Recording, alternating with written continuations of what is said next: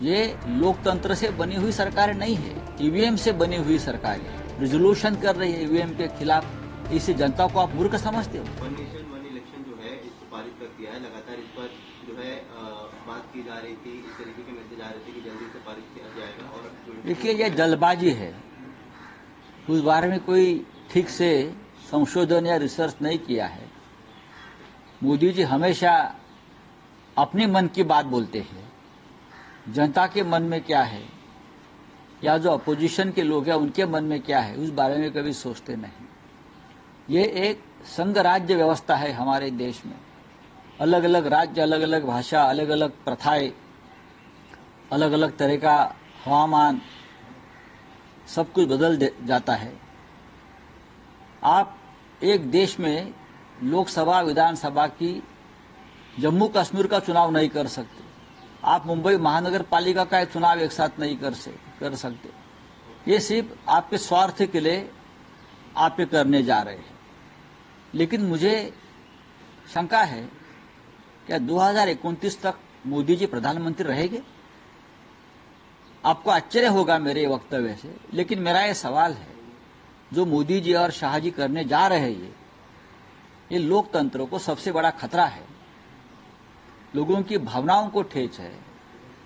आपकी सरकारें चाहे महाराष्ट्र में हो चाहे दिल्ली में हो, ये लोकतंत्र से बनी हुई सरकारें नहीं है, ये ईवीएम से बनी हुई सरकारें है।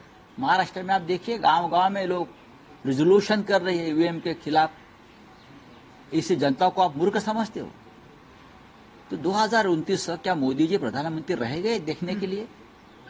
हाँ, क्या उनको सत्ता छोड़नी पड़ेगी या आने वाला समय बताएगा?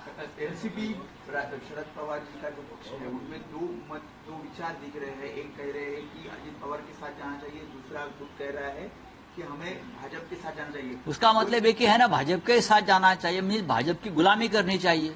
अजित पवार बीजेपी के साथ है। आपने शरद पवार से कल मुलाकात की? ऐसा मैं पवार साहब के साथ रहा। मैं हमेशा पवार साहब के साथ दिल्ली में रहता हूं। हम एक साथ ही बैठते हैं, एक साथ काम करते हैं। मैं जानता हूं पवार साहब को। उनकी जो विचारधारा है वो भारतीय जनता पार्टी या आरएसएस से मेल नहीं खाती। पवार साहब अकेले रहेंगे, वापस खड़े रहेंगे, उनकी पार्टी खड़ी करेंगे, लेकिन बीजेपी के साथ कभी नहीं जाएंगे। ये मेरा विश्वास है। तो उद्योगपति गौतम अडानी का नाम मैं सुन रहा हूं, जो मोदी जी के मित्र हैं, वो मिडलमैन है। अब गौतम अडानी देश की राजनीति में इस प्रकार का काम करेंगे। वो मुंबई के टोल नाके लेंगे, जकात नाके लेंगे, मुंबई का एयरपोर्ट चलाएंगे, धारावी का विकास करेंगे, सब कुछ वही करेंगे, राजनीति भी वही करेंगे, हाँ, मध्यस्थता भी वही करेंगे। क्या गौतम अडानी जयप्रकाश नारायण है या वीपी सिंह है? जयप्रकाश नारायण कौन है? राम मनोहर लोहिया है? आचार्य विनोबा भावे है? कौन है भाई ये कि उनकी मध्यस्थता से उनके घर में ये बैठक सब हो रही है? आश्चर्य है। और मुझे लज्जा भी आ रही है कि हमारे लोग उनके साथ बैठकर ये सब राजनीतिक बातें कर रहे हैं। देश के लिए बहुत शर्मनाक बात है ये। मैं तो मानता हूं, मैं इतने सालों से राजनीति में हूं, पत्रकारिता में हूं, आम नागरिक भी हूं इस देश का। मैं सोचता हूं एक देश में क्या हो रहा है। राउत साहब, लेकिन शरद पवार हो, सुप्रिया सुले हो, भले अजित पवार मुझे नहीं लगता है, मुझे नहीं लगता है ये कोई। देखिए, शरद पवार साहब ने बहुत कष्ट करके, मेहनत करके अपने सांसदों को चुनकर लाए। ये तो क्या हैसियत थी किसी की? पवार साहब को चेहरे पर देखकर लोगों ने वोट किया है, 8 सांसद चुन कर।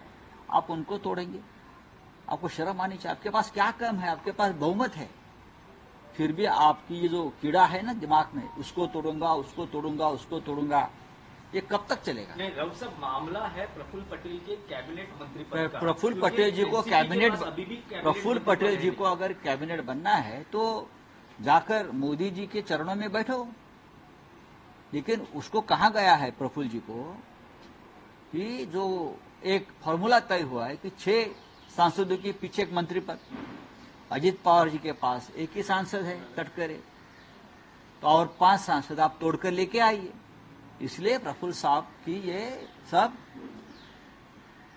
क्या बोलता है उसको, कवायद चल रही है। एक कवायद तवायफ सब चल रहा है, तवायफगिरी है ये। चलिए, थैंक यू। देवेंद्र फडणवीस ने कल एक बयान दिया कि राहुल गांधी ने जब भारत जोड़ो यात्रा की थी तो उनके आसपास जो लोग थे वो अराजकता फैलाते हैं और इसकी वजह से जो है उनके आसपास संजय राउत भी थे। क्या मैं अराजक फैलाता हूं? उनके आसपास अमोल पालेकर जी थे। भारत जोड़ो यात्रा में अमोल पालेकर भी थे। बहुत से आईएएस और आर्मी के लोग उनके साथ थे। राहुल गांधी के साथ मैं पठानकोट से जम्मू तक चलाऊं 28 किलोमीटर। हम लोग अराजक फैलाने वाले लोग हैं। मैंने देखा है बड़े बड़े सामाजिक कार्यकर्ता, हाँ, बड़े बड़े आर्मी के अफसर, डॉक्टर्स, वकील, ये राहुल जी के साथ देश में चल रहे थे। अगर उनको लगता है कि अराजक फैलाने वाले लोग हैं तो आपके साथ कौन है? प्रफुल्ल पटेल, नवाब मलिक, हाँ, एकनाथ शिंदे, जिनके ऊपर ईडी धर दबोचना चाहती थी, ये क्या थे? कौन है? दिल्ली में देखिए उनके साथ कौन बैठे हैं। जरा अभ्यास करिए, रिसर्च करिए। आप ईवीएम से बने हुए मुख्यमंत्री हैं, फिर भी दिमाग चलाइए।